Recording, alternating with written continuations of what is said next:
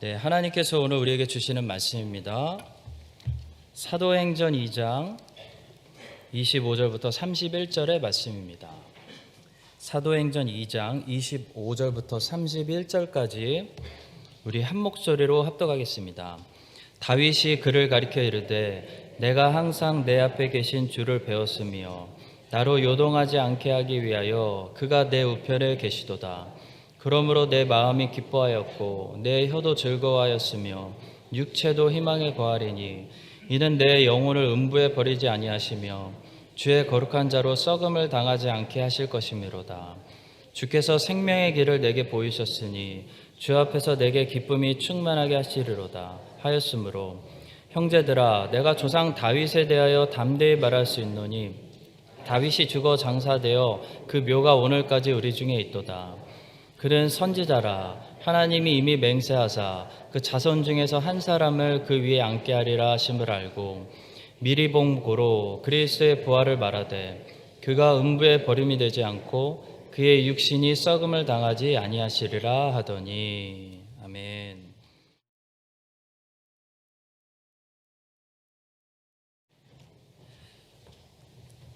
베드로 사도는 사도행전 2장 30절에서 다윗을 가리켜 선지자라고 부르고 있습니다.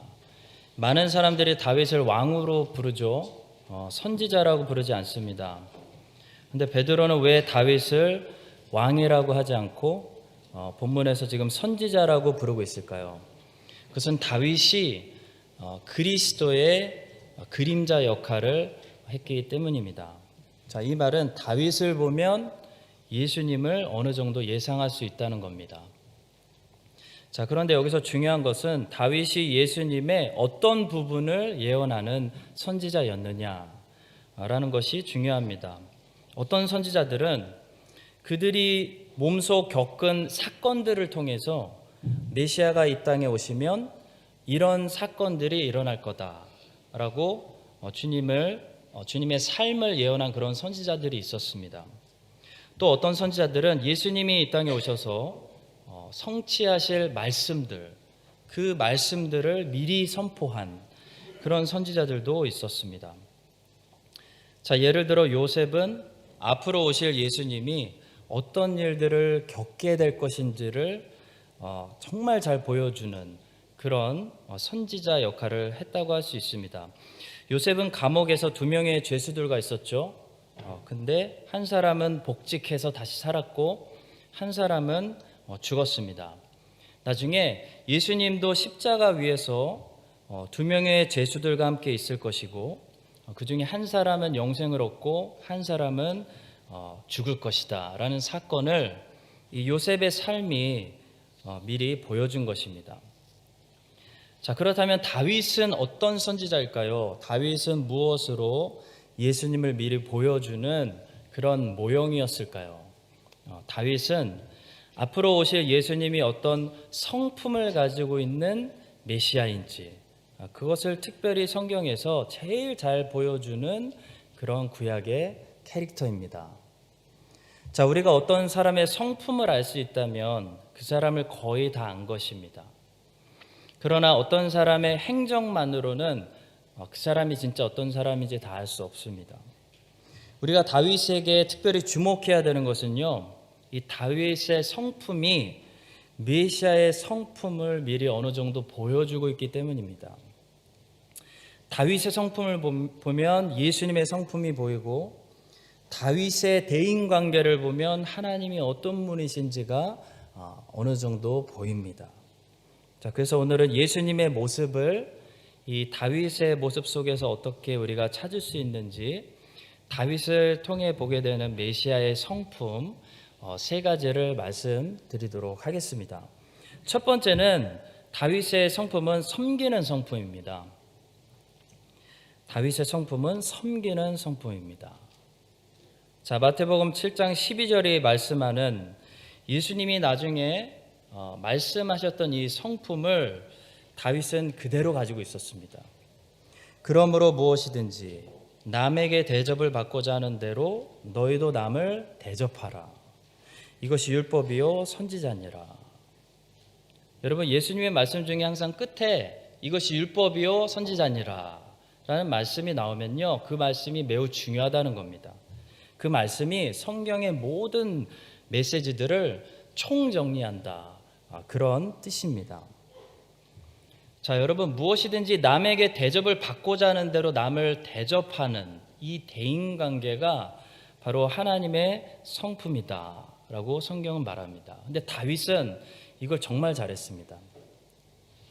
사무엘상 22장에 보시면요, 다윗은 그때 사울의 추적을 피해서 여기저기 숨어 다니다가 더 이상 숨을 데가 없어서 정말 사람이 마지막으로 들어가는 이 아둘람 굴이라는 굴로 들어갔습니다. 이 아둘람 굴에서 다윗은 정말 인생의 가장 춥고 외롭고 어둡고 캄캄한 그런 시간을 보내면서 그 어느 때보다도 지금 타인의 도움이 필요한 그런 상황이었습니다. 자, 그런데 바로 이때 하나님께서는 기가 막힌 일을 하시는데요, 다윗이 필요로 하는 그런 도움을 채워주시는 것이 아니고 오히려 다윗의 도움이 필요한 사람들을 400명이나 모아가지고 다윗이 있는 굴 속으로 보내십니다. 참 기가 막히죠. 지금 인생에서 가장 외롭고 도움이 필요한 시기입니다. 내 코가 석자라는 말이 있죠. 내가 도움을 받아야 되는 그런 상황입니다. 천사를 보내주시든지, 아니면 천사 아니면은 엘리야 때처럼 까마귀라도 보내주셔서 좀 일용할 것을 공급해 주시고 좀 위로도 좀 해주시고 도움을 주셔도 지금 모자란 상황인데요, 다윗에게 하나님은 도움을 주시는 것이 아니라 다윗의 도움이 필요한 사람들, 외롭고 환난당하고 빚지고 원통하고 상처받고 이런 인생의 낙오자들 한두 명도 아니고요, 400명을 모아가지고 다윗의 앞으로 보내셨다는 겁니다. 자, 사무엘상 22장 1절과 2절 말씀 보겠습니다. 그러므로 다윗이 그곳을 떠나 아둘람 굴로 도망하매 그의 형제와 아버지의 온 집이 듣고 그리로 내려가서 그에게 이르렀고 환난당한 모든 자와 빚진 모든 자와 마음이 원통한 자가 다 그에게로 모였고 그는 그들의 우두머리가 되었는데 그가 그와 함께한 자가 400명 가량이었더라 말씀합니다. 한마디로 환난 자의 보스가 됐다, 우두머리가 됐다, 이런 말씀입니다. 자, 성도 여러분, 다윗은 지금 누군가를 돌볼 수 있는, 누군가를 대접할 수 있는 그런 입장이 아니었습니다. 그런데도 하나님은 다윗에게 섬김을 요구하고 계십니다. 자, 여러분, 우린 여기서 섬김이 무엇인지를 배우게 됩니다. 섬김이라는 것은요, 내가 여유가 있기 때문에 봉사하는 것이 섬김이 아닙니다. 섬김은 사역이 아니라 성품입니다. 여러분, 사역은 언제든지 힘들면 잠시 쉴 수 있습니다. 사역은 힘드시거나 번아웃이 오시면 쉬셔야 합니다. 바로 꼭 쉬셔야 말이 안 나오네요. 네, 쉼을 누리셔야 됩니다. 그러나 성품은 쉬는 게 아니죠. 성품은 어떻게 성품이 쉽니까? 성품은 항상 그대로 우리 안에 있는 것이 나오는 것입니다.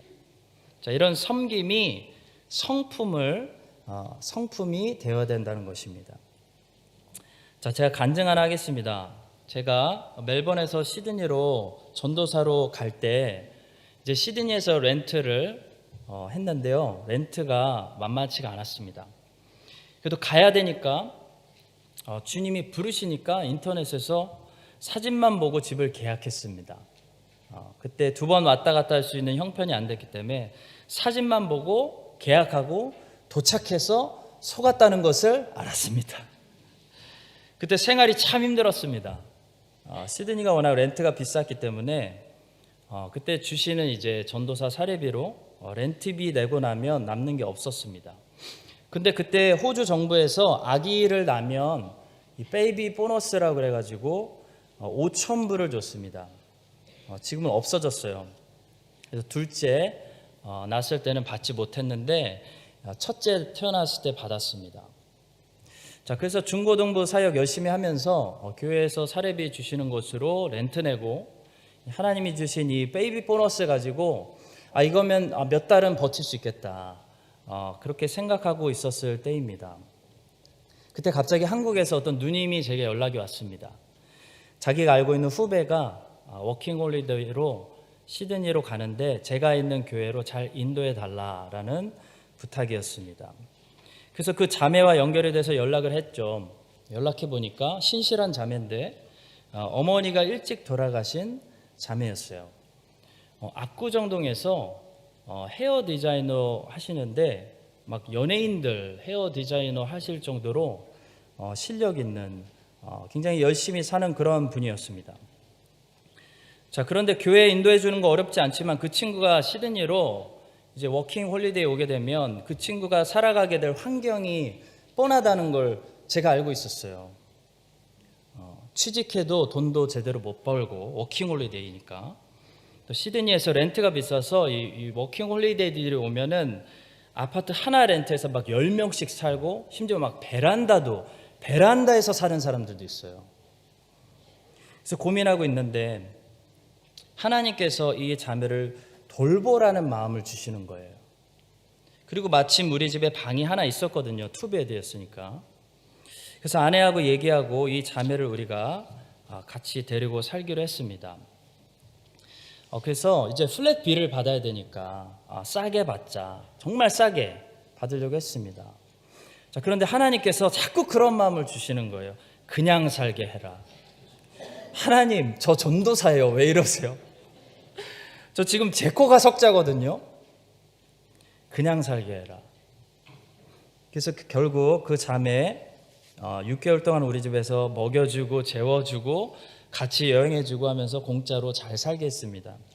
우리 선별이 베이비 보너스 다 같이 까먹고 한국에서 부모님 쫄라서 받아다가 생활 잘 했습니다. 그 자매 시드니에서 하나님 잘 섬기다가 한국으로 가서 서울에서 지금 자기 샵을 차렸어요. 로뎀나무라고 해가지고 또 샵에서 얻는 수익을 가지고 선교도 하고 또 좋은 형제 만나가지고 결혼하고 아이도 낳고 그렇게 잘 살고 있더라고요. 하나님이 그 어머니가 일찍 돌아간 그 자매를 굉장히 사랑하셨던 것 같아요. 자, 여러분, 지금 제가 말하려는 목적은 제가 잘했다는 것이 아니라요. 잘하지 못했습니다. 더 잘할 수 있었는데 하나님이 저희들에게 하신 일들을 이제부터 좀 보여드리려고 하는 겁니다. 자, 그 자매는 잘 됐습니다. 근데 다 퍼준 우리 어떻게 됐을까요? 그 자매 한국 보내고 이제 어떻게 뭐 까먹고 살지 기도하고 있었는데요.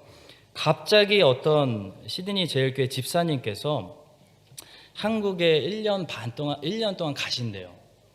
우리 보고 들어와서 그 집을 맡아달래요. 기도하는데 자꾸 우리 생각이 나셨대요. 그래서 정말 깜짝 놀랐습니다.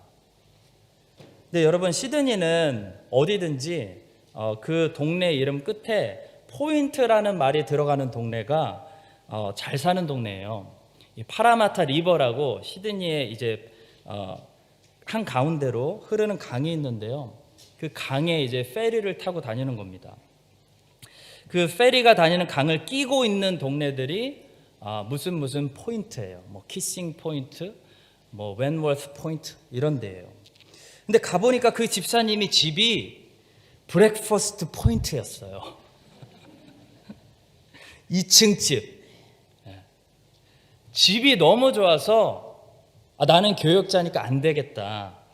가서 살면 안 되겠다. 성도님들 시험 받을까 봐. 그래서 거절하려고 했는데 딱히 대안도 없었고 담임 목사님께서 전도사니까 괜찮다 그러면서 허락해 주셔가지고 저희 가족 그 집에서 결국 1년이 아니라 1년 반 동안 렌트비 안 내고 시드니에서 공짜로 살았습니다. 그래서 사역에 집중할 수 있었습니다. 여러분, 결론적으로 제가 말씀드리기 원하시는 건요, 지금도 아내와 얘기해요. 더 잘 돌볼 수 있었는데 그때 사랑과 믿음이 약했다. 조금 돌봤어요. 조금 돌봤는데 그냥 순종한 거죠. 하나님이 우리를 많이 돌봐주시더라는 거예요. 성도 여러분, 공급하시는 하나님을 경험해보지 못한 사람들은요, 무서워서 남들을 돌보지 못합니다. 내가 여유 있을 때는 돌보죠. 근데 내가 여유가 없어지면 내 코가 석자가 되면요, 무서워서 나누지 못하는 거죠. 섬김이 사역이 되는 거예요. 자, 그런데 예수님이 볼 때 나부터 다 챙기고 여유가 남을 때 그제야 남을 돌보는 것은 주님의 성품이 아니라는 겁니다. 자, 주님은 분명히 네가 대접받고 싶은 대로 남을 대접하라고 말씀하셨습니다. 자, 그 얘기는 내가 배고프면 남들도 배고프다는 얘기입니다. 그러니까 내 배부터 채울 권리가 내게 없다는 거예요. 가서 먹이라는 겁니다. 어떤 믿음으로? 내 배는 하나님이 채우시고 먹이신다는 믿음으로 가서 먹이라는 겁니다. 자, 그래서 저 사람은 나 때문에 먹고 나는 하나님 때문에 먹고 그렇게 살라는 말씀이에요. 자, 여러분 보십시오. 다윗은 아둘람굴에서 어느 때보다도 배고픈 상황입니다. 하필 지금 섬기라고 하시다니요. 무슨 말씀입니까? 지금은 제 인생 중에서 가장 도움이 필요한 시간이지 남을 도와줄 시간이 아니라는 겁니다. 자, 그런데 다윗은 다행히도 남들을 섬기는 성품을 이미 가지고 있었어요. 다윗은 자신을 본 것이 아니라 다윗의 눈에는 누가 들어왔냐면 상처받고 파산당하고 환난당한 400명이 보았다는 겁니다. 보인다는 겁니다. 왜냐하면 다윗은 그런 성품을 가지고 있기 때문입니다. 자, 그래서 그들을 돌보기 시작합니다. 자, 그런데 신기하게 그들을 돌볼 수 있는 능력이 다윗 안에서 없을 것 같은데 계속 나왔다는 겁니다. 왜 그랬을까요? 하나님이 다윗을 돌보고 계셨기 때문에 가능했습니다. 여러분, 예수님 말씀대로 남을 돌보는 사람은요, 반드시 하나님이 돌봐주십니다. 저희 부부는 그 자매를 돌보면서 우리가 꼭 좋은 집에 살게 되었다는 것이 중요한 게 아니에요. 하나님이 우리를 돌보신다는 것을 우리가 처음으로 경험했다는 겁니다. 체험했다는 겁니다. 지금 그걸 말씀드리는 겁니다. 이제는 알았어요. 그때 경험했기 때문에. 그래서 하나님이 우리를 돌보신다는 것을 알았기 때문에 이제는 우리가 남들을 돌본다고 해서 하나님이 저희들에게 또 그런 선물을 주시지 않아도 돼요.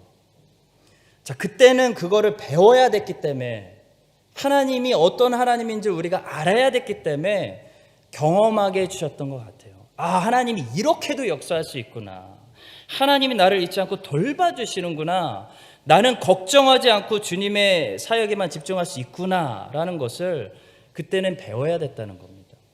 근데 이제는 하나님이 저희 부부에게 이렇게 말씀하시는 것 같아요. 이제는 그것을 섬김을 성품으로 가져야 된다. 그때는 솔직히 순종으로 했어요. 사역으로 한 거예요. 사역으로 하다 보니까 마음이 힘들 때도 많이 있었어요. 근데 이제는 너희들 안에 이것이 그냥 흘러나오는 성품이 되어야 된다라는 거예요. 하나님이 저희들을 그렇게 인도하고 계시다는 겁니다. 저는 우리 교회 모든 성도님들이 사르밧 과부가 엘리야를 먼저 섬기면서 자신의 기름병이 계속 채워지는 그 은혜를 경험했던 그 특별한 은혜를 많이 체험하게 되시기를 먼저 체험해야 됩니다. 체험이 없었다면 체험하게 되시기를 진심으로 바라고 기도합니다. 그러나 체험으로 끝나고 사역으로 끝나고 그냥 마음이 힘든데도 하는 순종으로 끝나면 안 된다는 거예요. 오늘 말씀은 이것이 자연적으로 흘러나오는 우리의 성품이 되어야 된다는 겁니다. 섬김이 성품이 되는 것이 하나님을 닮은 사람이 되어야 된다는 것입니다. 남에게 대접받고 싶은 대로 남을 대접하라. 이것이 다윗이 가지고 있었던 놀라운 예수님의 성품입니다. 자, 여러분과 저도 이런 성품을 가질 수 있게 되기를 주 예수님의 이름으로 간절히 축복합니다. 두 번째입니다. 예수님의 성품은 원수를 사랑하는 성품이죠. 우리가 잘 알고 있습니다. 자, 다윗이 이 성품을 너무나 잘 보여주고 있는 사람입니다. 다윗은. 이스라엘에 있는 모든 백성들은 사울과 다윗의 관계에 대해서 너무 잘 알고 있었습니다. 다윗의 인기가 너무 올라가니까 사울이 다윗을 죽이려고 했고 사울 무서워서 다윗이 거지처럼 도망다닌다는 거 이스라엘 사람들 다 알고 있었어요. 사울 무서워서 사울 편에 선 거지 마음으로는 사울 저 나쁜 놈 그리고 다윗 편들고 하고 있는 겁니다. 자, 그래서 사울이 죽은 후에 백성들의 관심은 이제부터 보여지는 다윗의 반응, 다윗의 태도에 있습니다. 자, 드디어 다윗이 왕이 됐다. 이제 다윗이 어떻게 할 것인가? 사울 왕가에게 복수할 것인가? 거기에 지금 관심이 쏠려 있습니다. 자, 그런데 다윗은 어떻게 했습니까? 사무엘하 1장 11절과 12절을 보시면 다윗이 슬퍼하고 있습니다. 자, 이에 다윗이 자기 옷을 잡아 찢음에 함께 있는 모든 사람도 그리하고 사울과 그의 아들 요나단과 여호와의 백성과 이스라엘 족속이 칼의 죽음으로 말미암아 저녁 때까지 슬퍼하며 울며 금식하니라. 자, 여러분 이것이 예수님을 닮은 지금 다윗의 성품이거든요. 원수의 멸망을 향해서 진정으로 슬퍼했다는 겁니다. 자, 하나님이 요나에게 그토록 가르쳐주고자 하셨던 메시지죠. 하나님의 마음, 악인이 망하는 것을 결코 기뻐하시지 않는 이 하나님의 마음을 다윗은 이미 품고 있었다는 겁니다. 여러분 이 당시 이스라엘 백성들의 마음은 이미 다윗에게 충성되어 있었습니다. 사람들은 모두 말하고 있었어요. 하나님이 다윗을 위해 복수하셨다. 그래서 다윗이 굳이 이런 모습을 보이면서 이스라엘 백성들의 마음을 더 사야지라고 할 필요가 없었다는 겁니다. 자, 그런데 정작 다윗이라는 사람은 멋지게 이스라엘 백성들 끌고 앞으로 나아가는 것이 아니라 지금 사울의 죽음 앞에서 뭐 하고 있습니까? 옷 찢고 금식하고 울고. 자기만 그런 게 아니죠. 온 나라가 사울을 위해서 모든 일을 멈추고 애곡하도록 명령 내렸다는 겁니다. 그뿐만이 아니에요. 다윗은 사울을 위해 노래를 만들었어요. 그래서 이스라엘의 전쟁 역사를 담는 이 역사의 기록이 되는 야살의 책에 그 노래를 기록했습니다. 모든 백성들이 그 노래를 기억하고 그 가사와 멜로디를 기억하고 사울을 명예로운 왕으로 기억하도록 다윗이 만들었다는 겁니다. 자, 다윗은 말씀드렸지만 이럴 필요가 없습니다. 아무도 다윗에게 이렇게 하라고 시키지 않았고요. 심지어 하나님도 다윗에게 이런 일을 요구하지 않으셨습니다. 다윗은 그냥 쭉쭉 뻗어나가면 됩니다. 자, 그런데 다윗이 왜 모든 것을 멈추고 이렇게 슬퍼하고 있을까요? 여러분, 다윗이 어떤 목적을 가지고 어떤 꿍꿍이를 가지고 내가 이렇게 하면 참 저 사람이 겸손한 사람이구나라는 걸 더 알아주겠지 하는 어떤 계획을 가지고 이런 걸 한 게 아니라요. 이게 그냥 다윗이기 때문이에요. 이게 다윗의 성품이었다는 겁니다. 이게 메시지예요. 여러분, 성품이라는 것이 뭡니까? 내가 어떤 목적을 가지고 계획을 가지고 행하는 것은 성품이 아닙니다. 성품은요, 행하는 것이 아니라 나오는 거예요. 그냥 나오는 겁니다. 내가 누구인지가. 여러분, 지금 다윗이 누구인지가 그냥 나오는 거예요. 그게 성품입니다. 다윗은 지금 원수를 용서하고 축복하고 높이고 사랑하고 왜 그러냐면요, 무슨 계획이 있어서가 아니고요, 이게 그냥 다윗인 거예요. 다윗이 막 흘러나오고 있는 것을 여러분들이 보시는 겁니다. 다윗은 그냥 이런 사람입니다. 누군가를 미워하고 마음에 오랫동안 증오를 품는 그런 사람이 아니었다는 거예요. 다윗은 자기를 욕하는 사람들, 자기를 욕하는 심의 그냥 욕하라고 놔뒀습니다. 오히려 자기를 돌아봤습니다. 내가 죄져서 그렇지 뭐. 내가 욕먹어도 싼 사람이지. 다윗은 자기를 원망하는 사람들 미워하거나 복수하지 않았습니다. 다윗은 그렇게 자기를 괴롭히던 사울의 잘못을 잊어버렸습니다. 왜 그랬을까요? 그냥 그게 다윗인 거예요. 다윗은 그런 성품을 가지고 있었다는 겁니다. 이 성품이 하나님이 성경을 통해 우리에게 보여주고자 하시는 성품이에요. 하나님이 기뻐하시는 그리스도의 성품을 완전하지는 않지만 조금이나마 희미하게나마 보여주는 그런 아름다운 성품이라는 겁니다. 자, 여러분과 저의 성품이 희미하게나마 이렇게 사람들에게 예수님의 모습을 보여주고 있습니까? 나를 보면서 하나님이 대충 희미하게나마 어떤 분일까? 예수님의 형상이 어떤 모습일까? 사람들이 볼 수 있을까요? 멀리 안 봐도 됩니다. 불신자들, 이웃 안 봐도 됩니다. 내 가족이 알까요? 내 아내, 남편, 내 자녀들이 볼 수 있을까요?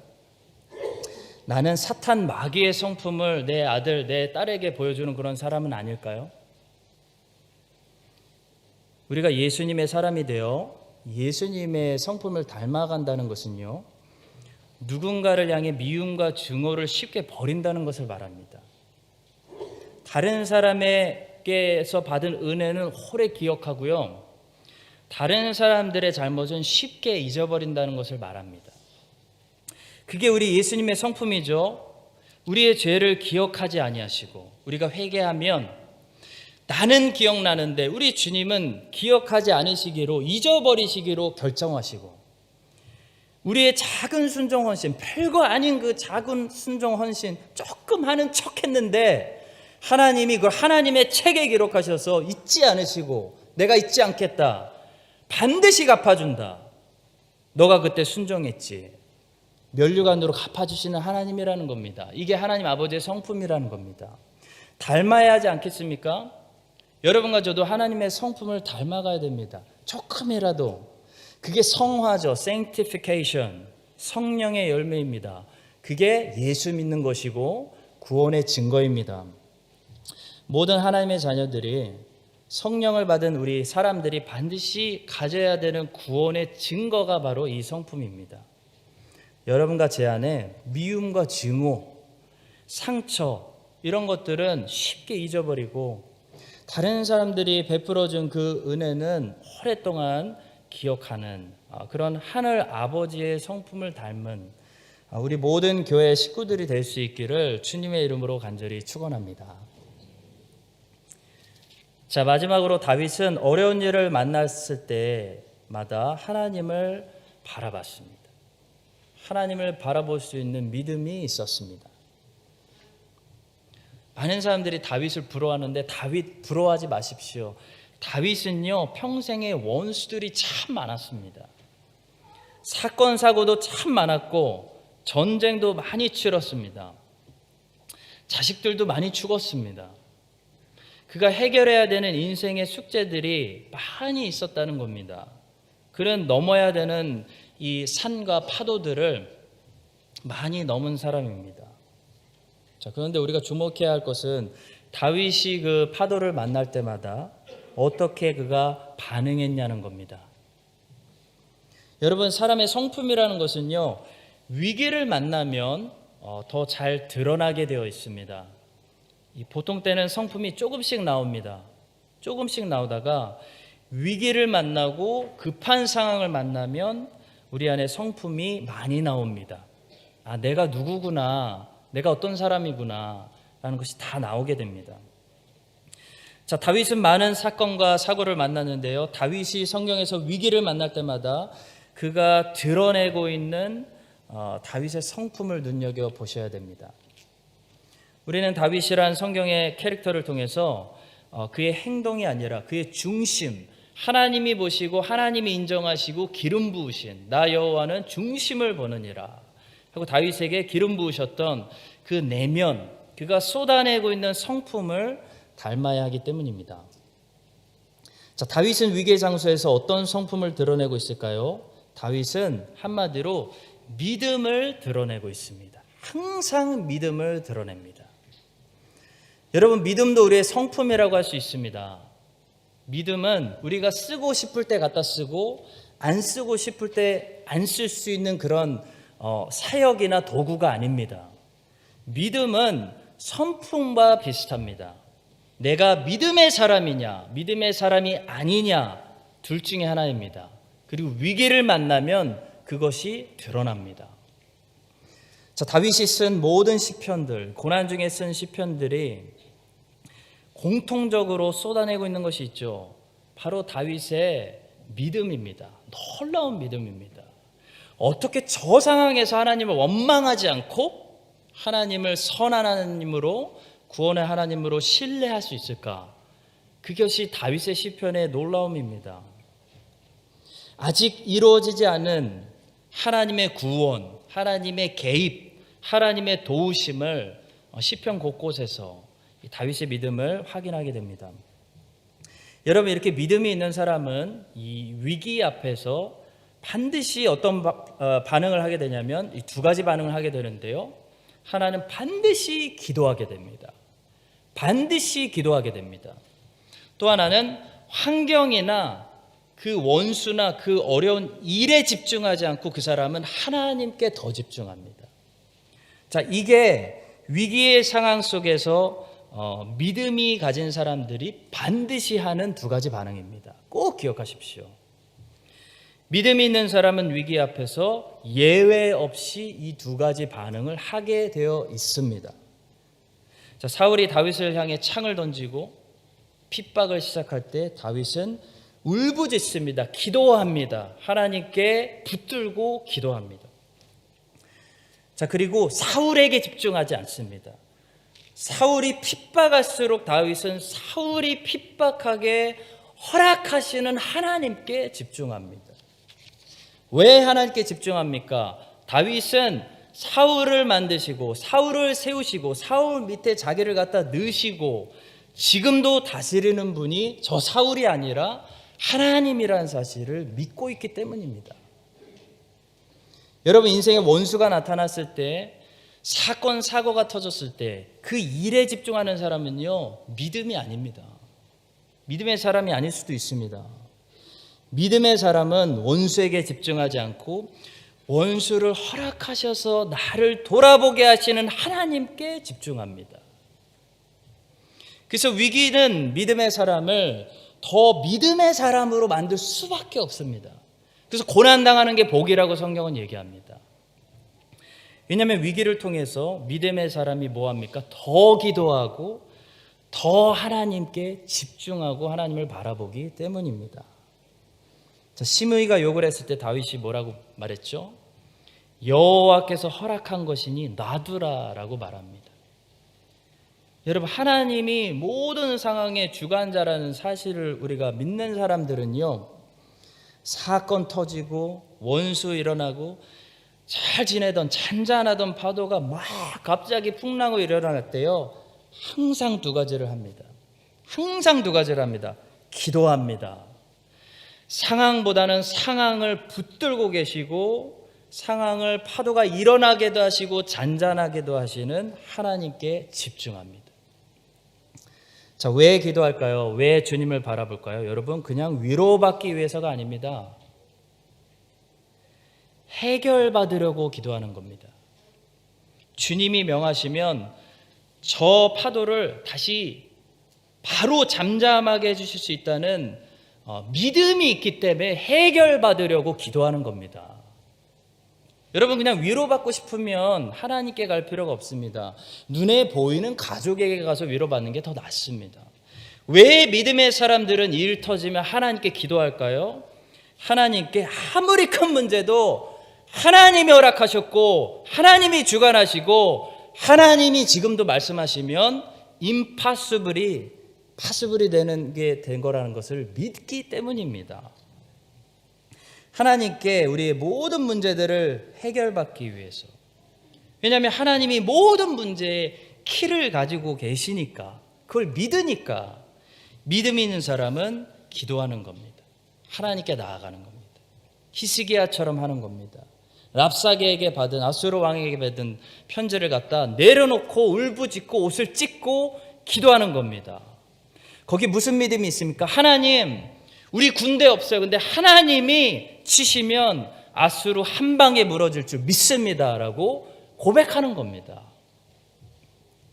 사랑하는 성도 여러분, 위기와 환난과 사건들을 만날 때마다 내 안에서 뭐가 나오는지를 보셔야 됩니다. 믿음의 사람들은 위기를 만나면 믿음이 막 흘러나옵니다. 무슨 믿음이죠? 이게 대단한 믿음입니다. 이 믿음은요, 저 공중의 새 한 마리가 하나님이 허락하지 않으셨으면 절대로 땅에 떨어져 죽지 않았습니다를 고백하는 믿음입니다. 이거 대단한 믿음입니다. 이 믿음은요, 하나님이 허락하지 않으셨으면 사울이 갑자기 나를 저렇게 미워하는 일이 절대로 벌어지지 않았을 거라고 고백하는 믿음입니다. 하나님이 허락하지 않으셨으면 발람이 저주하려고 산에 올라갔는데 그 입을 막으시고 축복이 나오게 하신 하나님께서 허락하지 않으셨으면 저 심의의 입에서 저 욕이 나올 수 없습니다. 지금 나온다는 것은 하나님이 허락하셨기 때문에 나오는 거니까 내가 다 받겠습니다 라는 것을 고백하는 대단한 믿음입니다. 곧 무슨 믿음입니까? 하나님이 온 역사를 주관하신다는 주관자라는 것을 고백하는 믿음입니다. 자, 여러분과 제가 이 믿음을 가지고 위기를 만날 때마다 우리 안에 이 믿음이 막 발동해서 이것이 우리의 성품이 되고 이 믿음의 성품으로 고난 속에서도 오히려 고난을 통해서 뭐가 됩니까? 우리의 기도가 더 뜨거워지고 오히려 고난을 통해서 우리가 하나님께 더 집중하게 되고 하나님께 더 가까이 나아가게 되는 고난 속에서도 그렇게 승리하는 사람들이 될 수 있기를 예수님의 이름으로 간절히 축원합니다. 기도하겠습니다. 살아계신 하나님 아버지, 하나님을 찬송합니다. 우리 안에 예수님을 닮은 성품, 이 성령의 열매가 만들어지기를 기도합니다. 섬김이 우리의 사역이 되지 않게 하시고 우리의 성품이 되어서 항상 섬길 수 있도록 주님 닮게 하여 주시옵소서. 원수를 사랑하며 또 위기 가운데서 믿음을 잃지 않고 사랑과 믿음과 소망이 우리 안에 성품으로 자리 잡아서 늘 어느 환경 속에서도 이것이 우리 안에서 흘러나올 수 있도록 주님 예수님 닮은 사람들로 만들어 주시옵소서. 감사드리며 역사와 우리의 주관자 되시는 예수님의 이름으로 기도합니다. 아멘.